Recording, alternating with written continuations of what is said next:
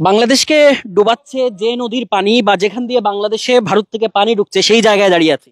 দেখুন আমার পেছনে যে নদী তার নাম বরাক।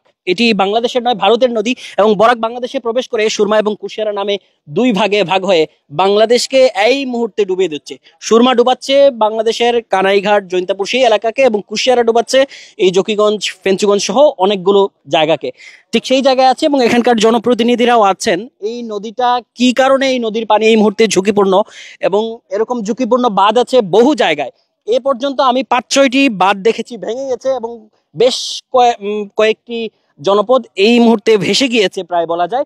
এবং এই এলাকাটি, এই ইউনিয়নটিও ঝুঁকিপূর্ণ। এই এলাকাটি যেহেতু একেবারে নদীর ঠিক পাড়ে পড়েছে, এবং ঠিক এই জায়গাটা দিয়েই আসলে সবগুলো পানি আসে ভারতের বরাক থেকে। সেই মণিপুর রাজ্য থেকে এই বরাক উৎপত্তি হয় এখানে, দুই ভাগ হয়ে এসে এই মুহূর্তে ভরপুর দৃশ্য দেখা যাচ্ছে। বাস্তবে নদীটা কিন্তু এত বড় নয়, নদীটা হয়তো আরো অনেক নিচে থাকে। আমি শুষ্ক মৌসুমে এখানে এসেছিলাম, কিন্তু এখন দেখা যাচ্ছে নদী আসলে বিরাট একটা জায়গা জুড়ে প্রবাহিত হচ্ছে, এবং যে কোনো মুহূর্তে আরো এক হাত উপরে উঠলে এই এলাকা বা এই জনপদকে ভাসিয়ে নিতে পারে। এবং আবহাওয়ার যে পূর্বাভাস, জানা যাচ্ছে যে আরো কয়েকদিন বৃষ্টি হবে, এবং আরো কয়েকদিন বৃষ্টি হলে নির্ঘাত এই অঞ্চলটাও ঝুঁকিতে পড়বে বা বিপদে পড়বে। কারণ এই এলাকার পার্শ্ববর্তী যে ভারতের যে কাছাড় বা এই করিমগঞ্জ অঞ্চল, সেখানেও কিন্তু বহু মানুষ পানিবন্দী হয়ে পড়েছেন, এবং সেই অঞ্চলটিও ডুবে গেছে। তো এই অঞ্চলে বারবার মানুষের অভিযোগ পানি উন্নয়ন বোর্ডের প্রতি।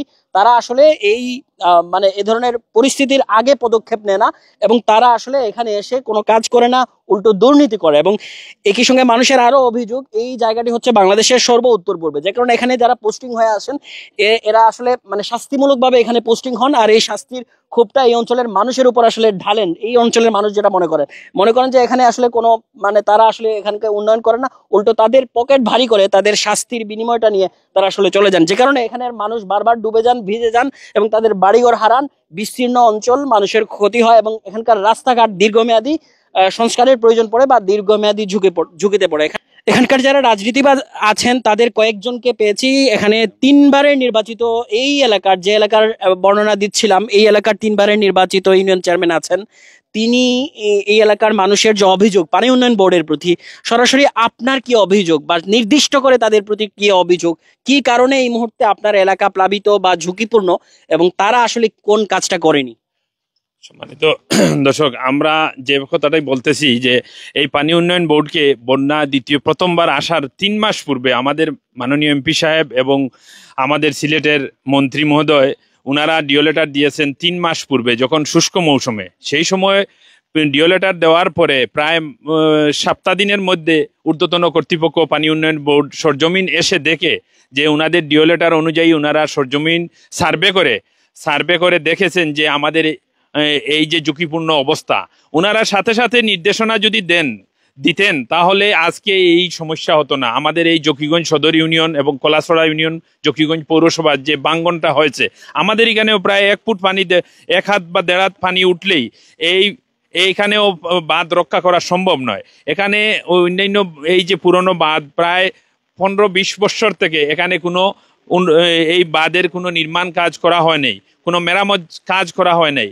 কিন্তু তাদের গাফলতির কারণে আজকে হাজার হাজার মানুষ পানি এই প্লাবিত হয়ে অনেক ক্ষতিগ্রস্ত হয়েছে।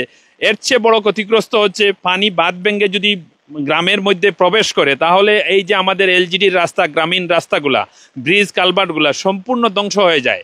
প্রতিটি রাস্তা ধ্বংস হয়ে যায়। একটি রাস্তা, একটি এলাকার উন্নয়ন, একটি অর্থ বছরের যে বরাদ্দ থাকে, তার 10টি বছরের রাস্তাঘাট সম্পূর্ণ নষ্ট হয়ে যায়। কিন্তু আমার একটা প্রশ্ন, আপনি তো মানে এই বছর বা আগের বছরের ইউনিয়ন চেয়ারম্যান না, মানে 11 সাল থেকে, জি প্রায় 15 বছর, জি।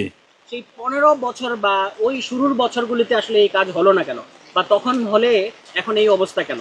আপনি তো মানে এই বছর বা আগের বছরের কথা বলতে পারেন না, আপনি তো 3বার এখানে পানি উন্নয়ন বোর্ড যখনই আমরা 11 সাল থেকে দেখছি, তাদের একটি প্রথমে তারা বলতেছে যে তাদের ফান্ড নেই, টাকা নেই, অর্থ সংকলন হচ্ছে না এই যে পানি উন্নয়ন বোর্ডের।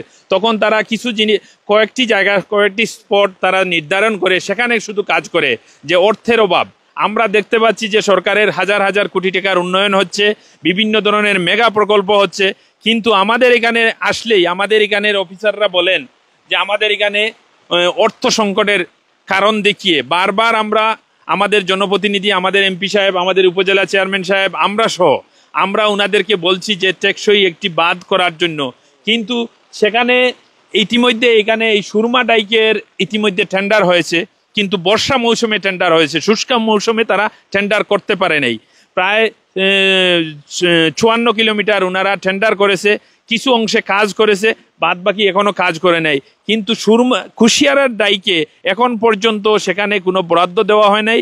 তাদের গাফলতির কারণে তারা সরজমিন সার্ভে করতে এসে তারা বিভিন্ন অজুহাত দেখিয়েছে যে জনগণ মাটি দেয় না, জনগণের এখানে রাস্তার জায়গা নেই, এই ধরনের একটি তথ্য দিয়ে, তারা ভুল তথ্য দিয়ে তখন সেখানে বরাদ্দ, সেখানে অনুমোদন হয় নাই।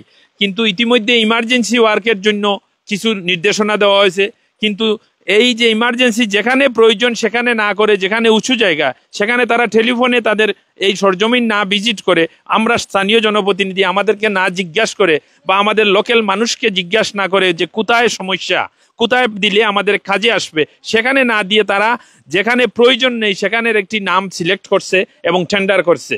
কিন্তু সেখানে আমাদের মাটির প্রয়োজন নাই, সেখানে দিয়েছে। কিন্তু যেখানে প্রয়োজন আছে, এই আমলশিতে প্রয়োজন, শাহ শরীফে প্রয়োজন, শরীফগঞ্জ পিল্লাখান্দি গ্রামের পুরান বাজারের কাছে যেখানে ঝুঁকিপূর্ণ ডাইক, সেখানে তাদের কোনো এসও বা তাদের কোনো ওয়ার্ক অ্যাসিস্ট্যান্ট বা কোনো লোক এখানে এসে সরজমিন পরিদর্শন করে নাই।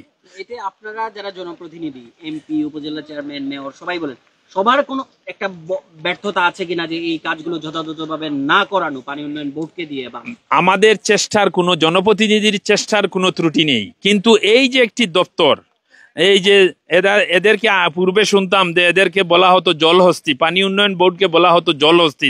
তাদের এত দাপট যে তারা এই সমস্ত জনপ্রতিনিধির কথা শুনতে বা বাধ্য করতে আমরা ব্যর্থ হচ্ছি। আজকাল তো আগের যুগে আজ থেকে কয়েক বছর আগে এরকম কোনো অফিসার এই ধরনের কার্যকলাপ করলে জনগণ তাদেরকে অন্ততপক্ষে এটাকে বাধ্য করে যে কাজ করার জন্য। কিন্তু আজকাল মানুষকে প্রতিবাদ করার ভাষাটাই হচ্ছে মানববন্ধন, আমরা ব্যানার ফেস্টুন দিয়ে আমরা মানববন্ধন করার চেয়ে, এর চেয়ে ঊর্ধ্বে কিছু করার নাই।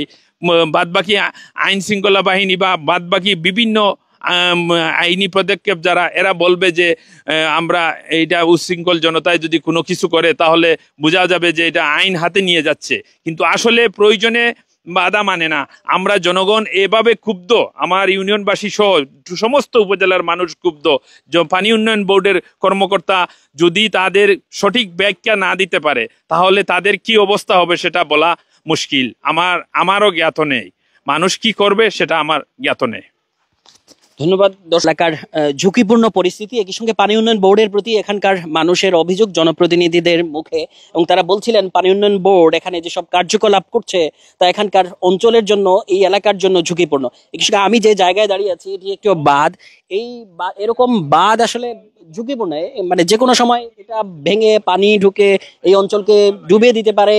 এরই মধ্যে এখানকার কয়েক হাজার মানুষ পানিবন্দী হয়েছেন, কয়েকটা আশ্রয়কেন্দ্র করা হয়েছে, সেই আশ্রয়কেন্দ্রে মানুষ ছুটছেন, মানুষ তাদের ঘর বাড়ি হারিয়েছেন। এবং আমি সকালে গিয়েছিলাম একটা এলাকায়, সবরিয়া, সেই এলাকায় দেখেছি স্থানীয় সড়ক ভেঙে স্থানীয় সড়কের উপর দিয়ে পানি কিন্তু পুরো এলাকার জনপদে পৌঁছে যাচ্ছে। এই মুহূর্তে সিলেট ঝুঁকিপূর্ণ, বন্যার কারণে সিলেটের পর্যটন স্পটগুলো বন্ধ করা হচ্ছে সিলেটের বিভিন্ন অঞ্চলের সঙ্গে যোগাযোগ। একের পর এক অঞ্চল প্লাবিত হচ্ছে, একের পর এক অঞ্চল ডুবে যাচ্ছে, এবং যে পানিতে, যে জলে ডুবে যাচ্ছে সেটি হচ্ছে এই নদী। এই দুটি নদী সিলেটের অন্যতম প্রধান দুই নদী, এটি সুরমা এবং কুশিয়ারা, এবং পুরো সিলেট বিধৌত হচ্ছে এই দুই নদী দিয়ে, এবং পরে মেঘনার সঙ্গে মিলিত হয় সেটি গিয়ে বঙ্গোপসাগরে গেছে। কিন্তু এই কুশিয়ারা এই কয়েকটা উপজেলাকে ডুবাচ্ছে এবং সুরমা কয়েকটা এলাকাকে ডুবাচ্ছে, এবং একই সঙ্গে পানি উন্নয়ন বোর্ডের কর্মকর্তাদের ব্যর্থতা এবং তাদের লুটপাট বা দুর্নীতি, যে কোনো কারণই হোক, এলাকার স্থানীয় জনপ্রতিনিধিরা যেমনটি বললেন, এসব কারণে এই অঞ্চলের মানুষ ঝুঁকিতে পড়ছেন এবং